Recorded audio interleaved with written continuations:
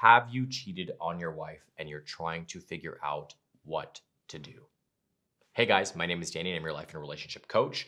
And as I mentioned, we are talking about what to do if you cheated on your wife. First and foremost, if you are in this situation, if you are in this predicament, I empathize with you. I know how difficult this can be. Now, let me be very clear. This does not mean that I am siding with the person who cheated. This does not mean that I am not on the side of the person who was cheated on, because this is usually a very hot topic, a very hot subject for people, right? Infidelity is one of the most difficult things to navigate within a relationship. However, that does not take away from the fact that we are human beings and we make mistakes. Yes, is it a choice? Yes. Yes, is it something that, you may not have necessarily intended to happen and it did happen? Yes.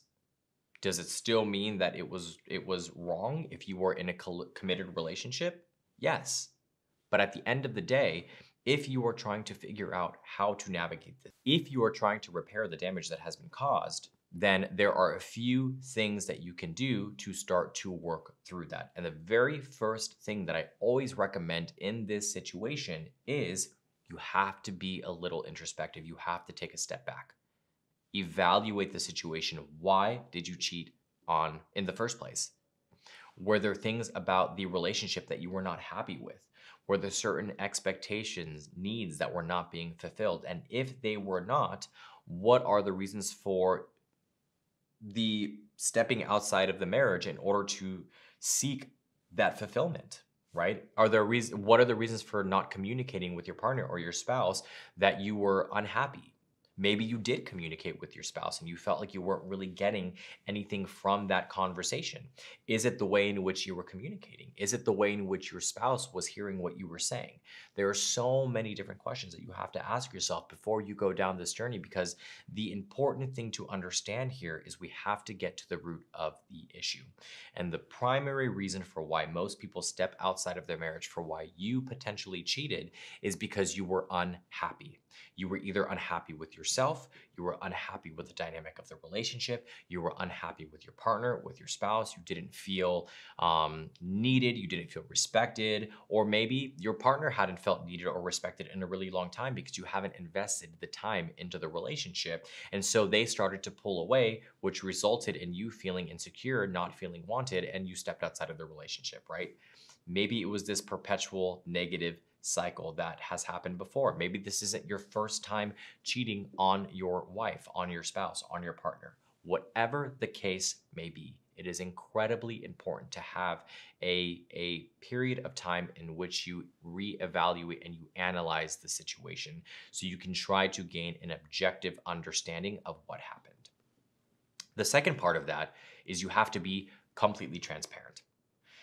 When you tell your partner what happened, because my recommendation is to divulge the information. It is never a good idea to cheat on your partner and then just not say anything at all, because you're only making the situation worse, right? At some point, they are going to find out. And when they do find out, if it's been months since the infidelity happened, if it's been weeks, if it's been years, that's going to really cause a major break in trust, right? The infidelity itself is already going to cause a break in the trust. But withholding the information is also another conscious decision that you are making to not tell them, which is going to feel like a double slap. So you have to divulge the information. That is just my opinion, and that is what I have come to find is the best course of action. Now, that being said, it's going to involve total transparency. So whatever your partner wants to know, whatever she wants to hear, you have to divulge the information. Actually, I take that back. You don't have to do anything. I recommend.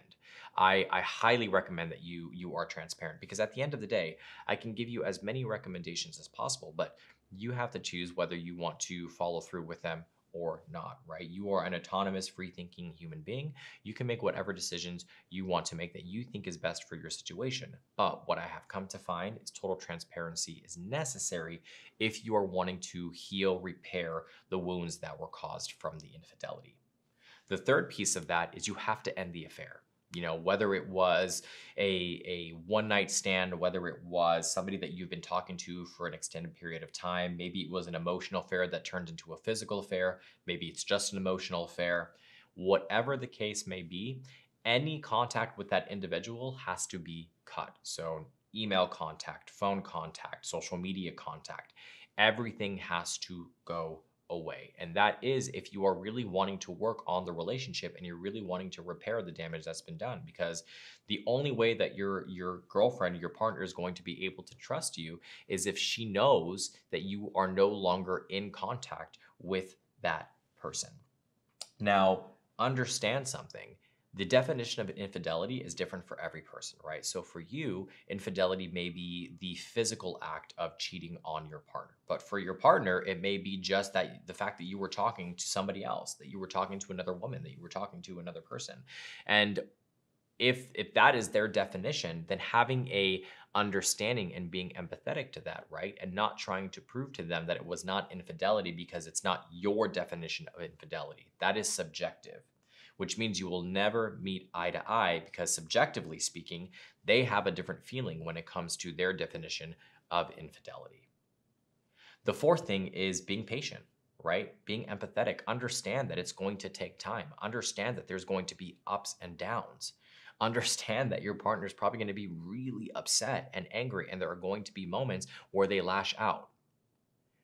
Having the patience and having the empathy to put yourself in their shoes and understand that this is going to be a marathon and not a sprint is going to help you in the long term to repair the relationship. But I know, trust me, there are going to be days where it feels like, oh my God, how much more do I have to go through this? You know, how much more do I have to be punished for making this mistake? But understand, just as unfair as it may seem to you, it is incredibly painful for your partner because at the end of the day, they were the ones that had their trust broken in this situation. And they are trying to navigate whether they want to stay in the relationship, how much they can rely on you, and whether, you know, you can be trusted again. And that can be very conflicting for somebody. Now, that being said, the fifth thing is being consistent, right? So if you tell your partner, if you tell her, hey, I'm going to be home at 5:30 p.m. every day, then you're home at 5:30 p.m. every day. If you tell her that you're going to do the dishes on a weekly basis, you do the dishes on a weekly basis. If you tell her that you're going to be a listening ear for her whenever she needs to vent, then you're a listening ear for her whenever she needs to vent. That level of consistency is what starts to help in the process of rebuilding trust. Now, I know there are going to be times where you feel like you just do not have the patience or the time to be able to handle that. And that is when communication is key. That is when you have to set certain boundaries and say, hey, look, I absolutely want to hear you out. I absolutely want to be here for you. But in this moment, I just don't have the emotional capacity to do that. Can we have this conversation in an hour? Right?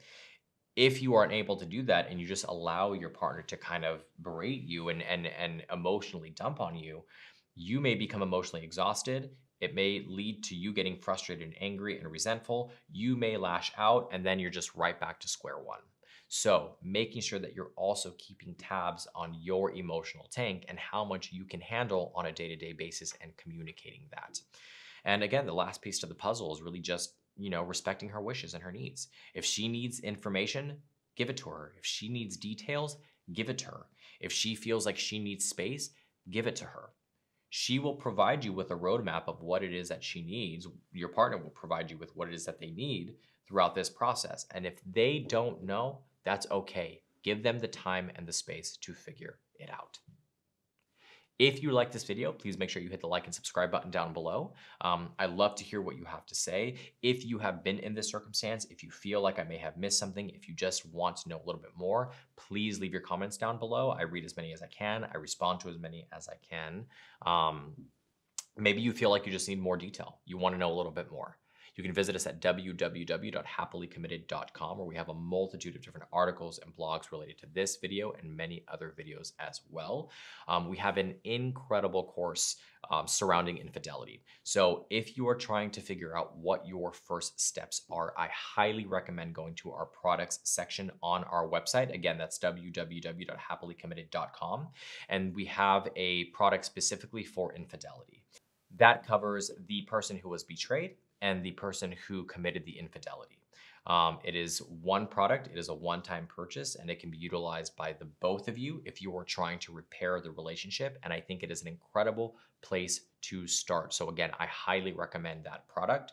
And then at that point, if you feel like you just need more support, you need more questions answered, you need a little bit more guidance, I would be more than happy to do a one-on-one coaching session with you. You can book your one-on-one coaching session via the website as well. And you can either book with myself or any of the other amazing coaches that we have on the team. Again, my name is Danny. I'm your life and relationship coach. Hope you're staying happy and healthy, and I'll see you soon.